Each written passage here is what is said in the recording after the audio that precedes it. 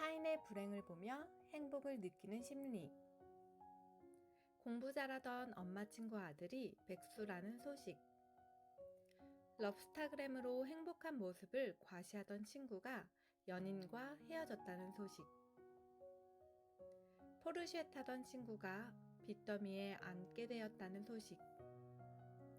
다른 사람이 불행하다는 소식을 접하면 기분이 좋아지는 경험, 다들 있지 않으신가요? 이러한 심리는 바로 샤덴프로이데입니다. 남의 불행은 나의 행복이다 라는 것을 의미합니다. 우리 뇌가 실제로 타인의 불행에 기쁨을 느끼는 것입니다. 소식 들었어?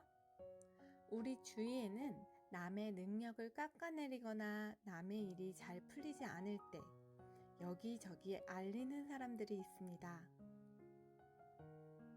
이런 사람들은 자존감이 낮고 질투심, 자격지심이 강한 경향을 보인다고 합니다. 자존감이 낮은 사람들은 자신의 행복을 내면이 아닌 다른 사람에게서 찾기 때문입니다. 따라서 자신이 행복감을 느끼기 위해 다른 사람의 불행을 열심히 찾아다닙니다.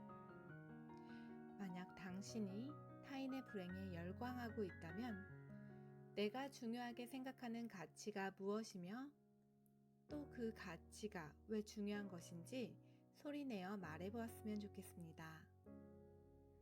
자신에게 가장 중요한 가치를 마음에 새기고 남과의 비교를 통해 얻는 행복의 마음이 줄어들었으면 좋겠습니다. 내가 소중히 여기는 가치를 추구하고 온전히 나 자신만의 행복과 만족감을 느껴보는 건 어떨까요? 당신은 잘 쉬고 있나요? 요즘 여러분들의 휴식은 어떠한가요? 최근 한 조사에 따르면 직장인 중 87.7%가 번아웃을 경험했다고 합니다. 사람들은 성공을 이루고자 하는 집착에 빠져 막연한 불안으로 불면의 밤을 보내기도 합니다. 치열한 경쟁 사회에서 쉼은 퇴보로 여겨집니다. 쉼을 죄악시하거나 게으름으로 오해하기도 합니다. 하지만 세상 모든 만물은 쉼이 반드시 필요한 존재입니다. 식물 또한 낮에 햇빛을 받고 열심히 광합성이라는 일을 합니다.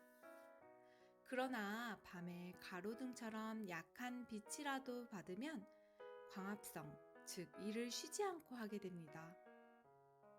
식물은 낮에도 밤에도 쉬지 않고 일을 하게 되면 어떻게 될까요?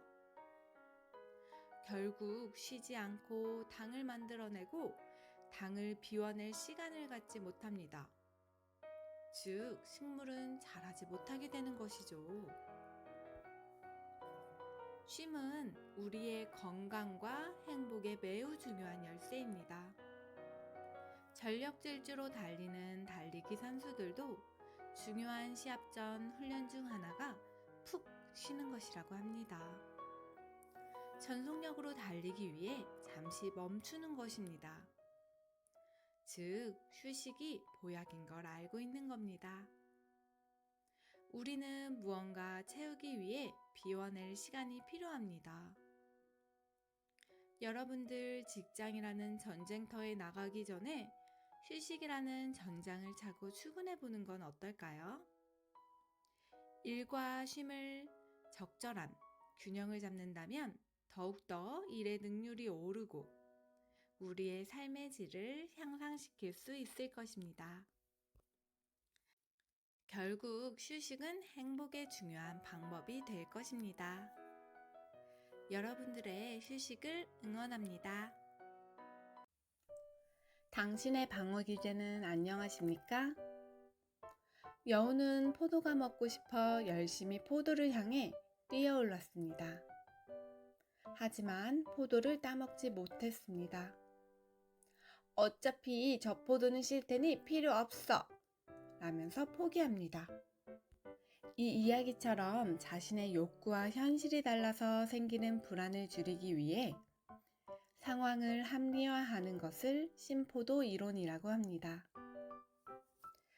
우화를 읽으면서 우리는 여우를 어리석고 교활한 존재로 생각하지만 우리는 모두 여우처럼 말하고 행동합니다. 그건 어쩔 수 없는 선택이었어. 어차피 해도 안 됐을걸? 내 선택이 잘못된 걸 알았지만 그 선택은 어쩔 수 없는 것이었다고 치부해버립니다. 이러한 적절한 합리화는 내 마음의 불안을 줄여주면서 우리의 정신건강에 긍정적인 영향을 주기도 합니다. 일명 정신승리라고 하죠. 하지만 때때로 현실을 직시해야 하는 경우도 필요합니다. 내 욕구와 현실 간의 괴리를 인정하고 자신의 부족함을 인정하는 용기를 가져야 합니다. 그래야 최선을 다해 노력하고 더 나은 결과를 얻을 수 있기 때문입니다. 우리는 상황에 따라 심포도 이론을 적절하게 꺼내 쓰는 지혜가 필요합니다. 불행을 자랑하는 사람들. 주변을 보면 자신의 불행을 자랑하는 사람들이 있다. 성장 과정에서 자기가 겪은 불행을 마치 뽐내듯 말하거나 자기가 겪었던 어려운 일들을 영웅담처럼 쏟아놓는다. 타인이 변화를 권하면 너는 내 심정이 어떤지 몰라 라고 하면서 도움의 손길을 뿌리친다. 불행을 자랑하는 사람은 자신의 불행함을 내세워 오히려 남들보다 위에 서려고 한다. 남의 조언은 강하게 거부하면서 오히려 남들보다 특별한 존재로 자리 잡고 싶어 하는 것이다. 또한 자신이 얼마나 불행한지 알림으로써 주변인들을 걱정시키고 그들의 말과 행동을 지배하려고 든다. 역설적이게도 오늘날의 연약함은 매우 강한 권력을 가진다. 그 사람들의 기저에는 불행을 자랑함으로써 본인이 우월하고 특별한 존재임을 뽐내고 싶어 하는 것이다. 불행을 자랑이라도 하지 않으면 주위에 아무도 이런 나를 인정해주지 않을 것 같아 겁을 느끼는 것이다. 결국 그건 타인과의 비교에서 느끼는 열등감에 불과하다. 그 사람이 지속적으로 불행을 무기로 휘두르는 한 그 사람은 영원히 불행을 필요로 할 수밖에 없다. 불행을 필요로 하며 자신을 갉아먹진 말자. 망각의 축복. 가을철 산을 오르다 보면 도토리를 쉽게 볼 수 있습니다. 그중 도토리를 가장 좋아하는 동물인 다람쥐가 겨울 식량을 저장하기 위해 땅속 곳곳에 열매를 묻어둡니다. 하지만 다람쥐는 머리가 나빠서 자신이 어디에 도토리를 묻었는지 기억하지 못합니다. 결국 묻었던 도토리 중 95%는 찾아내지 못한다고 합니다. 그렇게 찾아내지 못한 도토리 중에는 겨울이 지나고 봄에 싹을 틔우며 튼튼한 나무로 자라나게 됩니다.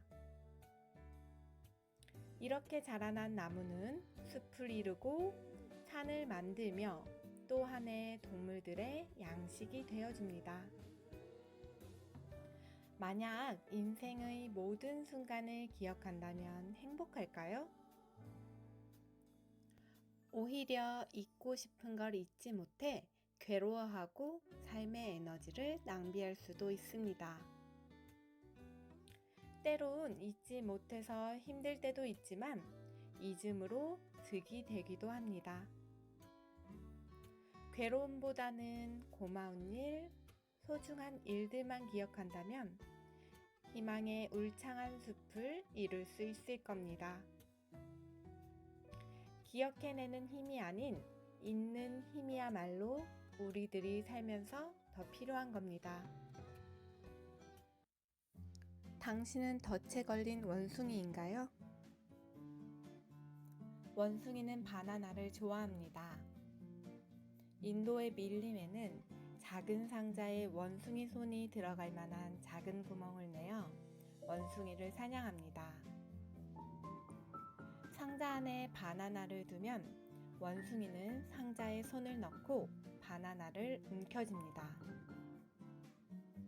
원숭이가 한번 바나나를 움켜쥐면 결코 그걸 놓지 못하고 계속해서 꺼내려고만 합니다. 끝까지 자신의 욕심을 버리지 못하여 결국 사냥꾼에게 잡혀버리는 겁니다. 불쌍하게도 원숭이는 바나나만 놓으면 자신이 살아날 수 있다는 사실을 알지 못합니다.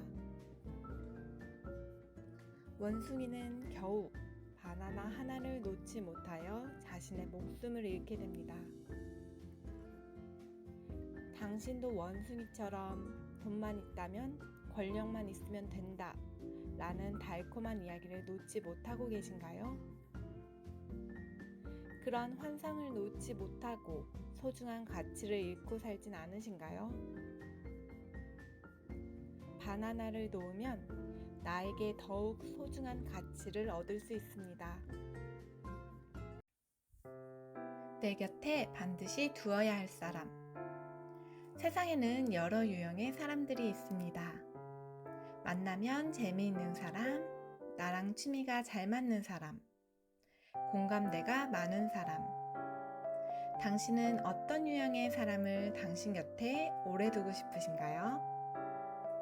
오늘은 내가 반드시 곁에 두어야 할 사람 유형 3가지에 대해 알려드리겠습니다. 첫째, 자신의 기쁜 소식을 잠시 미루어둘 수 있는 사람. 누구나 자신이 좋은 소식을 여기저기 알리고 축하받고 싶은 마음은 당연한 마음입니다. 하지만 당신이 좋지 않은 상황에 있을 때 자신의 좋은 소식을 잠시 미뤄두는 사람이 있습니다. 이런 사람은 당신의 입장과 상황을 배려해 자신의 기쁜 소식은 잠시 뒤로 미뤄두는 것입니다. 자신의 감정은 잠시 접어두고 당신의 입장을 먼저 생각해주는 겁니다. 이런 사람은 타인을 진정으로 배려할 수 있는, 그리고 오랫동안 당신 곁에 두어야 할 아주 중요한 사람입니다. 둘째, 진심으로 축하해주는 사람. 타인의 슬픈 일에는 공감이나 위로가 쉽습니다. 하지만 다른 이의 기쁜 일에 타인이 진심으로 축하해주기 어려운 법입니다. 우리는 부러움과 질투라는 감정에서 자유롭지 못하기 때문입니다. 축하한다고 말은 하지만 정말 축하하는 게 아닌 것 같은 느낌 받아보신 적 없으신가요? 나의 좋은 일을 내일처럼 진심으로 기뻐한다는 건 그만큼 나를 소중하게 생각한다는 것을 의미합니다. 당신이 기쁜 일이 있을 때 마음 깊이 축하해주는 게 느껴진다면 나에게는 진심이라는 걸 의미합니다. 셋째, 나의 암흑기를 묵묵히 기다려주는 사람. 취업이 안 됐을 때, 일이 잘 풀리지 않을 때, 잠시 사람들과 거리를 두고 지내고 싶어질 때가 있습니다.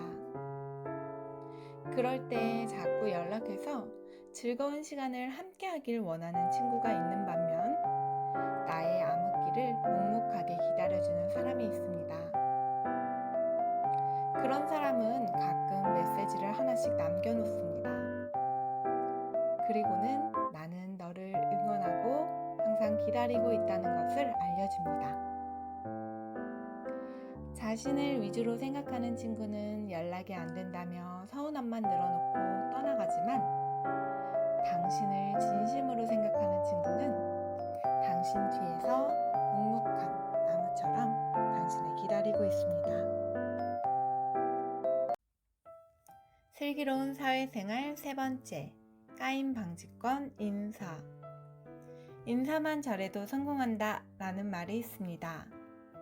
안녕하세요. 좋은 아침입니다. 밝고 경쾌한 목소리와 가벼운 눈인사로 시작하는 아침은 상쾌합니다. 인사는 사람을 향한 열린 문을 만들어주기도 하며 인간관계 형성의 기초가 됩니다. 진정성 있는 인사는 무미건조한 사람들 간의 관계 속에서 새콤달콤한 양념처럼 작용합니다. 사람들은 인사를 통해 친근감과 관심, 배려와 따뜻한 마음을 느낍니다. 인사는 큰 노력 없이 실행할 수 있지만 사람과의 긍정적인 관계를 맺는 강력한 힘을 가졌습니다. 여기에 안녕하십니까? 감사합니다. 죄송합니다. 등의 인사말을 곁들이면 더욱 끈끈한 인간관계를 만들어줍니다. 인사를 잘하는 사람에게는 까임 방지권 하나를 획득한 것과 같습니다. 인사를 잘 하지 않는 사람이 실수를 했을 때에는 역시 그럴 줄 알았어 라고 생각하기 쉽지만 인사를 잘하는 사람이 실수를 하면 이번 한번 실수했나 보다 하고 그냥 넘어가 줍니다. 인사 하나만 잘해도 사회생활을 하는 데에 큰 어려움을 막아줍니다. 먼저 인사할 줄 아는 사람은 그렇지 않은 사람보다 성공에 훨씬 가까이 있습니다. 우리 먼저 밝고 경쾌한 목소리로 상대에게 인사를 건네보는 건 어떨까요? 반갑습니다. 여러분의 슬기로운 사회생활을 응원합니다. 당신의 말의 온도는 몇 도입니까? 여러분, 말에도 온도가 있다는 사실 알고 계시나요? 말에는 나름의 차가움과 따뜻함이 있습니다. 나의 말 한마디 한마디에는 온도가 있습니다. 내 말의 온도는 상대방이 바로 알아챌 수 있습니다. 그 이유는 내 말의 온도는 내 마음의 온도에 따라 결정되기 때문입니다. 똑같은 말을 하더라도 상대가 느끼는 온도는 다릅니다. 감사한 마음이 없는 사람이 무미건조한 말투로 그리고 의무적으로 감사합니다 라고 말하는 것과 감사한 마음이 흘러넘치는 사람이 따뜻한 말투와 눈빛을 보내며 감사합니다 라고 말하는 것은 0도와 100도의 차이와 같습니다. 그만큼 사람은 어떤 말을 하느냐보다는 어떻게 말하느냐가 참 중요합니다. 차갑고 퉁명스런 말 한마디가 상대에게 큰 상처를 주기도 하고 상냥하고 따뜻한 말 한마디가 얼어붙었던 사람의 마음을 녹이기도 합니다. 말의 온도의 힘은 그만큼 강력합니다. 오늘 당신의 말의 온도를 한번 측정해 보는 건 어떠신가요? 당신의 말의 온도는 몇 도인가요? 침묵이 금이다. 우리의 입은 하나이고 귀는 두 개인 이유가 있습니다. 말하기보다 듣기에 더욱 집중하는 것이 우리 생활 속의 지혜이기 때문입니다. 대부분의 사람들은 다른 사람들과 함께 있을 때 침묵을 깨기 위해 노력합니다. 하지만 침묵 자체는 굉장한 힘을 가집니다. 지금부터 침묵이 위대한 이유 3가지에 대해 알려드리겠습니다. 첫째, 나의 말에 강력한 신뢰감을 줍니다. 빈수레가 요란하다 라는 말이 있습니다. 아는 것이 없는 사람일수록 말하기를 좋아하고 시끄럽다 라는 의미입니다. 따라서 말이 많은 사람이 하는 말은 설득력이 떨어지고 힘을 잃는 법입니다.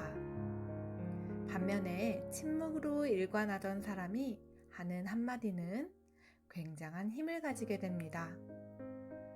침묵 속 한마디에는 무게가 실리며 굉장한 의미를 갖게 해줍니다. 둘째, 침묵은 실수를 줄여줍니다. 신원수구라는 말이 있습니다. 말은 신중해야 하고 함부로 아무 말이나 해서는 안 된다라는 의미입니다. 말이 많아질수록 실수가 많아집니다. 우리는 누군가를 만나거나 전화통화를 하고 나면 늘 이런 후회를 하곤 합니다. 아, 그때 그 말은 하지 말걸. 대부분 하지 말아야 할 말을 해서 후회하는 경우가 참 많습니다. 침묵할수록 내가 해야 할 말과 하지 말아야 할 말에 대해서 다시 한번 생각해 보게 되고 신중하게 말하는 것이 가능해집니다. 셋째, 침묵은 통찰력을 갖게 해줍니다. 침묵은 경청을 의미하기도 합니다. 경청은 다른 사람의 말을 집중해서 들으며 많은 것을 흡수할 수 있다는 것을 의미합니다. 침묵은 타인이 어떤 표정과 어떤 행동으로, 즉 어떤 비언어적 태도로 말하는지 관찰할 수 있게 해줍니다. 경청하고 관찰함으로써 상대의 의도와 그 의미를 좀 더 통찰력 있게 읽을 수 있게 해줍니다. 이를 통해 침묵은 내가 해야 할 말과 행동에 대해서 좀 더 지혜롭게 재고할 수 있는 시간을 갖게 해줍니다. 결과적으로 침묵 속에서 사람은 통찰력을 얻게 되고 자신을 가장 효과적으로 관리할 수 있게 해줍니다. 우리 오늘 하루 침묵을 통해서 지혜로운 내가 되어보는 건 어떨까요?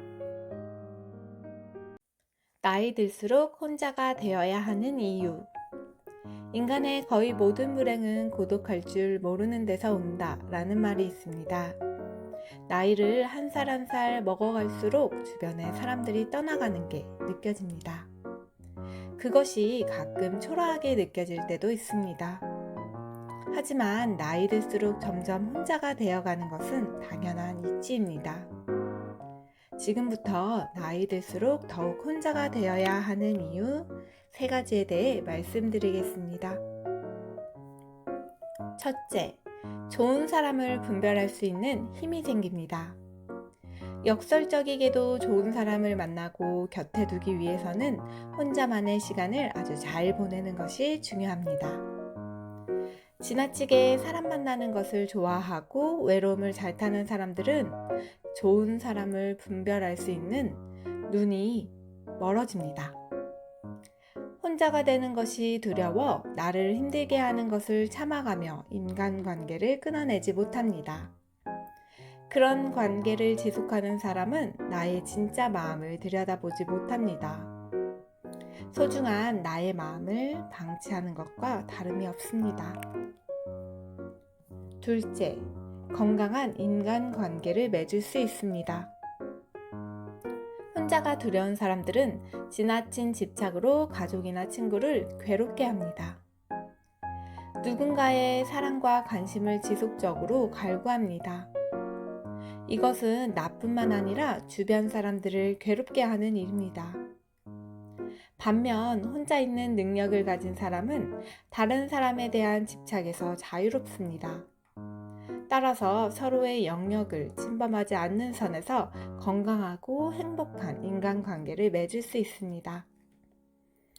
이런 사람들은 스스로 두려움을 극복해가면서 삶을 발전시키고 행복해집니다.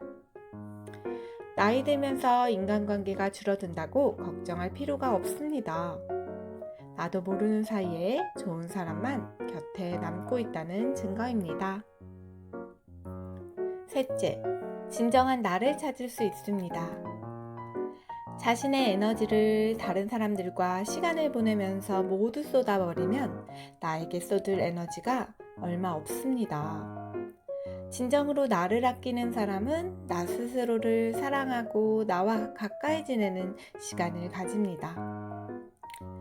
나의 오늘의 기분은 어떤지, 내가 좋아하는 것, 싫어하는 것은 무엇인지, 나의 생각의 흐름은 어디로 흘러가는지 하나하나 되새기며 나와의 소중한 대화를 통해 내 자신을 찾아갑니다.